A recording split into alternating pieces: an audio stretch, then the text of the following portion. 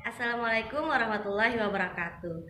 Alhamdulillah hari ini kita masuk pada pertemuan ketiga, materi kedua tentang jenis-jenis paragraf. Anak-anak, silahkan kalian buka buku paket halaman 5 ya. Dan jangan lupa sediakan juga buku catatan untuk mencatat hal-hal yang penting Ibu sampaikan berikut ini. Seperti yang sudah kita jelaskan pada materi pertama tentang kalimat utama dan kalimat penjelas. Nah, hari ini kita akan menentukan jenis paragraf berdasarkan kalimat utamanya. Ada dua nama untuk jenis paragraf berdasarkan letak kalimat utamanya. Ada yang namanya paragraf deduktif dan ada yang namanya paragraf induktif. Ibu ulang lagi sekali ya, berdasarkan kalimat utamanya. Paragraf deduktif adalah paragraf yang letak kalimat utamanya berada di awal paragraf. Maksudnya kalimat utamanya ada pada kalimat nomor 1, sedangkan kalimat sisanya itu adalah kalimat penjelas. Jadi ingat ya anak-anak, paragraf deduktif kalimat utamanya ada di awal paragraf. Sekarang kita masuk pada contoh paragraf deduktif. Tadi paragraf deduktif di awal Ibu sudah jelaskan bahwa kalimat utamanya ada di awal. Ibu punya 4 kalimat yang masih acak. 4 kalimat ini akan kita jadikan satu untuk menjadi sebuah paragraf deduktif. Ini belum urut ya anak-anak. Kalimat pertama, belahlah buah kelapa untuk mengambil air kelapa dan daging buahnya.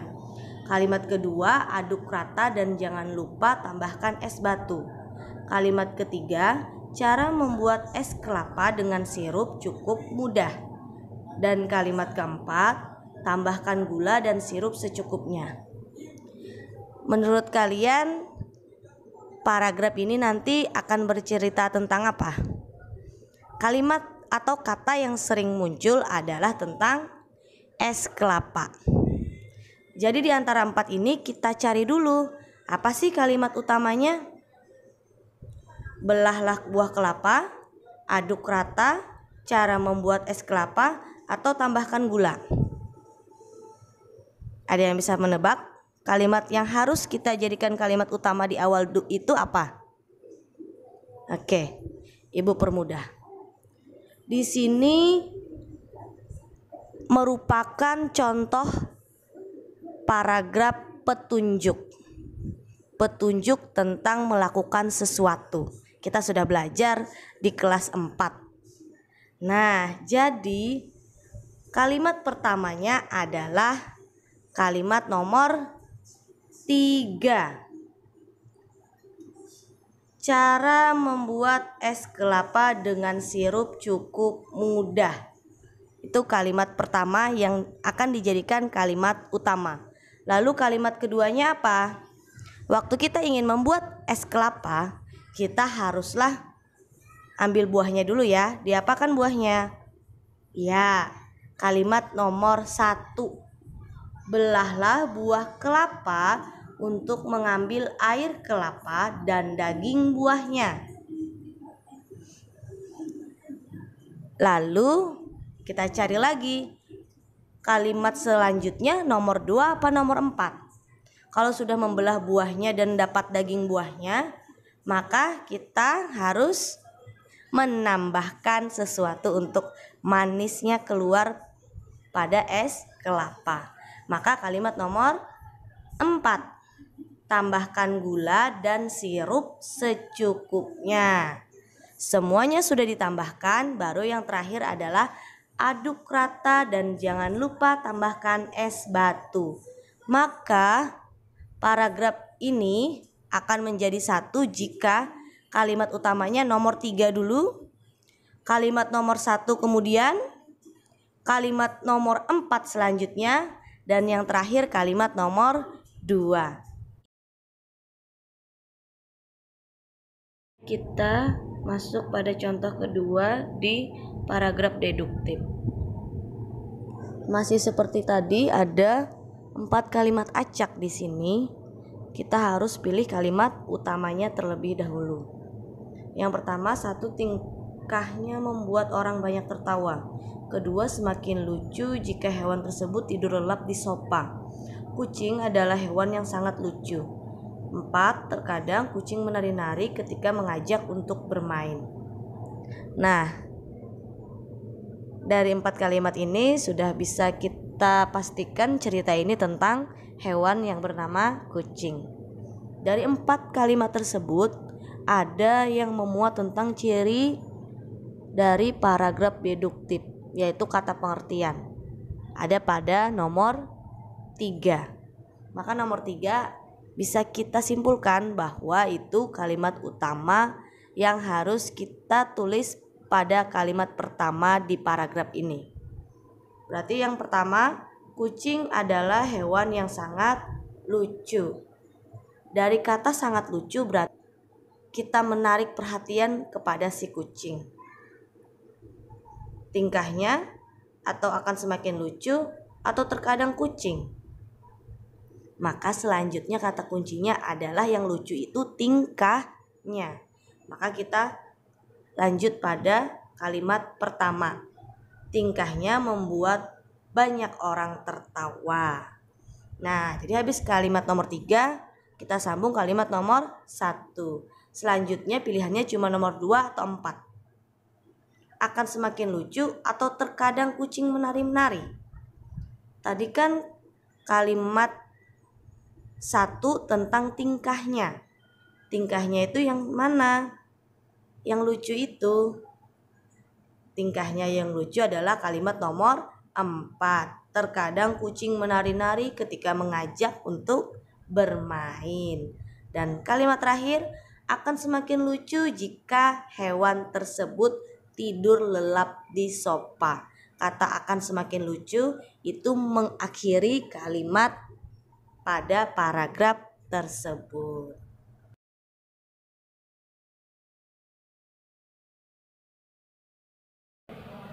Sedangkan paragraf induktif itu diawali dari kalimat penjelas dulu di atas, baru paragraf paling akhir di bawah, barulah kalimat utamanya.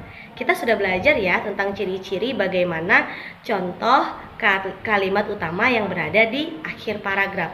Biasanya ditutup dengan kalimat kesimpulan. Jadi paragraf induktif misalkan kemarin ada contoh kipas angin. Alat ini digunakan untuk mendinginkan ruangan. Nah, itu ciri-cirinya dulu disebutkan. Baru di bawahnya dia sebutkan jadi nama alat ini adalah kipas angin. Nah, kalimat utamanya itu berada di akhir. Maka paragraf yang seperti itu namanya paragraf induktif. Kita masuk pada contoh paragraf induktif. Seperti contoh pada paragraf deduktif sebelumnya, Ibu juga akan berikan 4 kalimat yang masih acak untuk kita jadikan sebuah paragraf induktif. Bedanya, paragraf induktif kalimat utamanya berada di akhir paragraf.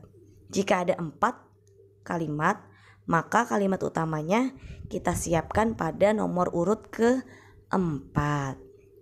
Nah, anak-anak, coba kalian urutkan sendiri dulu. Silahkan di-pause video ini. Nanti kalian bisa dengarkan kembali pembahasannya dan sambil periksa jawaban apakah sudah tepat. Kita mulai ya. Kalimat pertama, kita bisa tahu banyak informasi di bidang apapun dari buku. Di buku ada banyak ilmu yang dapat kita pelajari. Kalimat ketiga, jadi memang tak salah jika buku dijuluki sebagai gudang ilmu. Kemudian, dengan membaca buku kita dapat menguasai ilmu pengetahuan. Nah, dari 4 kalimat tersebut ada loh ciri-ciri dari paragraf induktif yang kalimat utamanya mengandung kata kesimpulan. Ada yang masih ingat materi sebelumnya apa saja itu kata-kata kesimpulan? Nah, ada yang sebab, ada akibat, ada maka dari itu, oleh karena itu, jadi, itulah. Nah, ada kata kesimpulan pada kalimat nomor 3. Jadi memang tak salah jika buku dijuluki sebagai gudang ilmu. Itu adalah contoh kalimat kesimpulan. Maka kalimat nomor 3 bisa kita pastikan itu adalah kalimat utama yang akan masuk pada nomor urut keempat. Sekarang tinggal nomor 1, 2, dan 4. Yang mana yang duluan menjadi kalimat nomor 1, kemudian nomor 2, dan nomor 3. Apakah kita bisa tahu banyak? Di buku ada banyak ilmu atau dengan membaca buku? Paragraf ini membahas tentang buku. Maka yang paling tepat di sini kita bisa awali dengan topik tersebut, yaitu pada kalimat nomor 2. Di buku ada banyak ilmu yang dapat kita pelajari. Nah, kata kunci untuk menyambung kalimat selanjutnya adalah pada kata terakhir, kita pelajari. Apakah kita bisa tahu atau dengan membaca buku? Selanjutnya bisa kita sambung pada kalimat nomor 4. Dengan membaca buku kita dapat menguasai ilmu pengetahuan. Jadi yang kita pelajari tadi adalah ilmu pengetahuan. Baru kalimat ketiga sisanya. Tadi sudah nomor 3, sudah nomor 2, nomor 4, berarti nomor 1 yang belum. Maka urutannya adalah 2, 4, 1, dan terakhir kalimat utamanya nomor 3.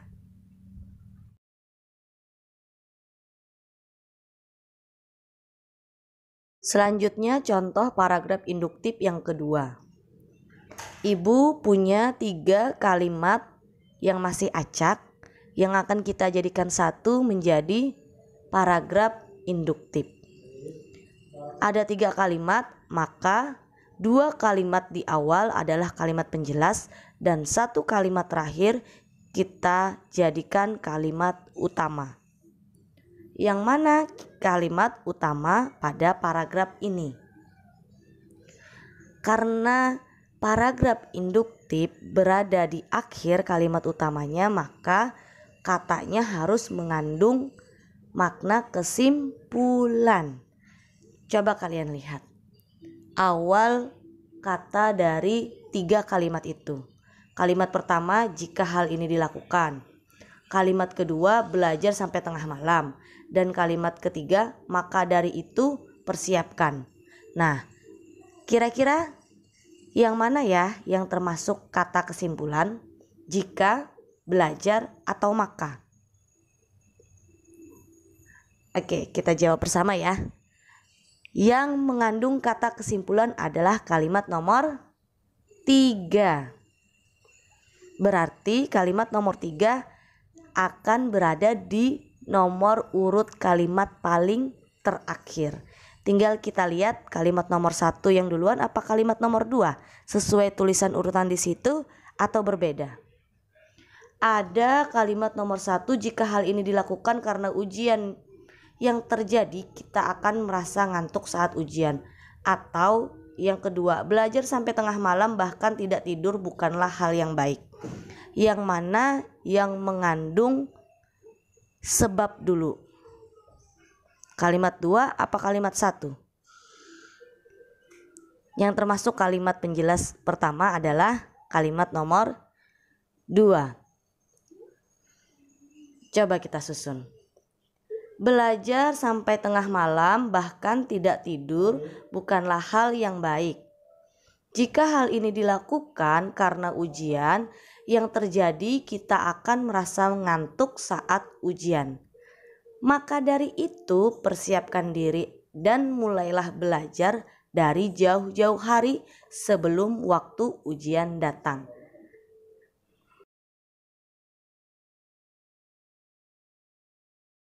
Anak-anak, kesimpulan pembelajaran hari ini adalah paragraf deduktif, yaitu kalimat utama berada di awal paragraf. Sedangkan induktif, kalimat utama berada di akhir paragraf. Biasanya, Ibu gunakan seperti ini untuk menghafal materi tersebut. Paragraf deduktif, awalannya adalah huruf D. Nah, kata D itu kalau dalam alfabet A, B, C, D, E, F, G, H, I, Z, K, L, M, N. Nah, D itu lebih duluan daripada huruf I. Berarti D itu awal. Artinya paragraf kalimat utamanya di awal. Sedangkan I itu sesudah huruf B. Maka dia ada di akhir sedikit daripada huruf D. Jadi paragraf induktif paragraf akhir. Nah, seperti itu dulu kesimpulan dari pembelajaran Ibu hari ini. Pendidikan adalah senjata yang paling ampuh mematikan dunia. Karena dengan pendidikan kita dapat mengubah dunia. Sampai di sini dulu pertemuan kita pada materi kedua. Terima kasih. Wassalamualaikum warahmatullahi wabarakatuh.